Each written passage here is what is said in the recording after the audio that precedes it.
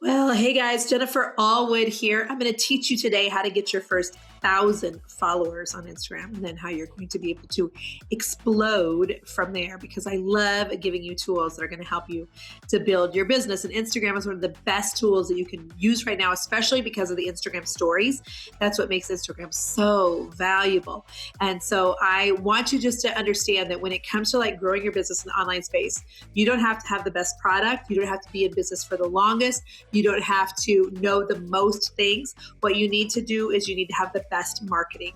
Honestly, the best marketing is what's going to get your business in front of so many people. So that means figuring out how to use Instagram to get a lot of followers so that you can get more clients. And I want to teach you how to do that really organically without having to pay for ads. Okay. So first, if you do not already subscribe to my channel, please do. While you're here, hit subscribe. I'm going to be doing more videos following this topic, about this topic. They're all related, so I don't want you to miss them. So, okay, let's dig in. So I want to give you 3 tips, 3 things that you can do to get more followers on Instagram, those first 1,000 followers really, really soon. And these are really great for just organic growth, again, with no ads. Okay. So number 1, boy, you got to have a great bio. You got to have just a great profile in general. So if you open up your Instagram right now, I hope that your profile picture matches your profile picture on all of your other social medias, on YouTube, on Twitter, on the Snapchats, or wherever you're at. Okay.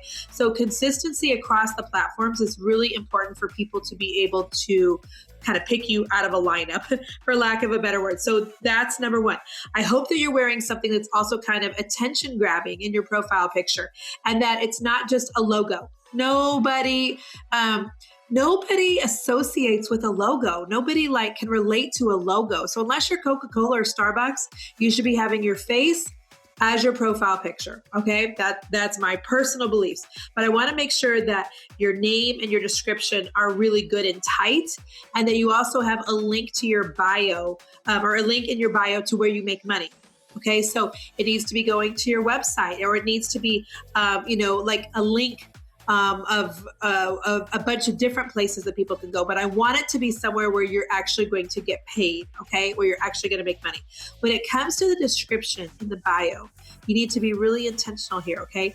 I need you to make sure that if I land on your Instagram account for the first time, that you've used some keywords that help me to recognize exactly what it is that you do. So if you go to my Instagram right now, it says, I teach women how to make money online. Now, do I also teach some men? Sure. Do I also have people who come in because they have a brick and mortar and they want to just get more followers to get more foot traffic? For sure. But my ideal client is going to be a woman who's wanting to make money online. I have on here that I'm a recognized Christian business coach, the author of the #1 best-selling book, Fear is Not the Boss of You. And then where you can get a copy of the book is actually the link that I have in my bio.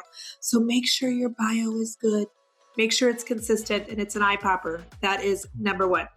Number 2, you need to have really good, consistent content on Instagram. Okay. So if I open up your Instagram for the first time and you've got 4 pictures, I feel like, wah, wah, wah. I'm really hoarse. So that sounds even funnier than usual. Wah, wah, wah. Anyhow, my voice is not the boss of me. And so I'm going to keep going, even though I'm hoarse. So I want you to make sure you have content and that there's enough that I can get a good idea of what it is that you do. If you've got one picture of your cat, another picture of your kids, and another picture of something else, I'm confused. So I need to see content that is pretty consistent of what it is that you do. If you go to my Instagram right now, you can definitely see that I'm an online influencer and a business coach. I've got words of encouragement, business tips, thought leading type of posts. And so I need for you to figure out the couple of things that you're going to focus on and be consistent in those couple of things. It should never, by the way, be more than 5. And I really would even say in the beginning, you need to focus on 3 things. Don't be posting funny memes and your cat and your kids and that you sell jewelry. You're just going to lose people. They're not going to know what the heck it is that you're even talking about. So first, make sure that you're all of your content, that you have similar colors. You can use a similar filter and it's similar in topic. Okay. And then you need to be making sure that you're posting on your stories every day, but your stories can be more the kids It can be more the cats. It can be more the background. It can be more the funny memes. And here's also the businessy stuff. But on the feed, you need to keep it really more tight and more consistent. So it's almost like the Instagram mullet is how I've heard it described. Okay. So you've got the business on the front on the feed, and the stories is the party on the back. Okay. So think of it that way. That will help you when you think of an Instagram mullet of what content you need to put where. I used to tell people that they needed to be posting daily on the feed on Instagram. I have now redone my approach, and I think you need to be posting daily on your stories. But I think that you can get by with a couple of times a week on your feed. I would prefer quality over quantity when it comes to your feed anymore. So if you've got really great content, then by all means do more than that. But if you're just like grasping at straws and you don't have anything more than a couple things a week to post about, then don't. So I hope that that's helpful. Number 3 way that you can grow your first 1,000 followers, well, 3,000 if you want, but your first 1,000 followers on Instagram is by doing something like cross promoting with other people. So here's what I say. We always have people that we know who are in our similar industry or similar niche.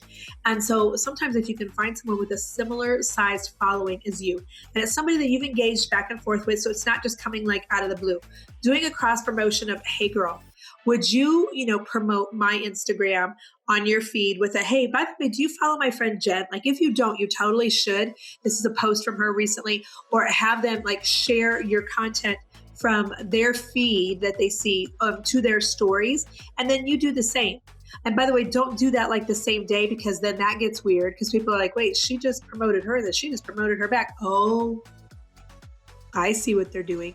And it just feels kind of gross. Do you know what I'm saying? And so I remember one time there was an Instagram girl, Haveen's. Now you're going to make me look up her name live here on the YouTubes. Hang on, because her Instagram name is kind of hard, but it's Haneens Haven. Haneens, Haneens Haven. And we have a similar size Instagram account. And so it was great at interior decorating, and I was doing some interior decorating stuff around the house. So she posted about my stuff and I posted about her stuff. And I know I got like over 1,000 new followers just that week, just from her giving me a shout out. So having other people recommend your Instagram is really good. Now listen, I know in the beginning when you're starting out with not a lot of Instagram followers, it's really easy to get discouraged. And oh, by the way, it's a lot harder to grow your Instagram account than say your Facebook.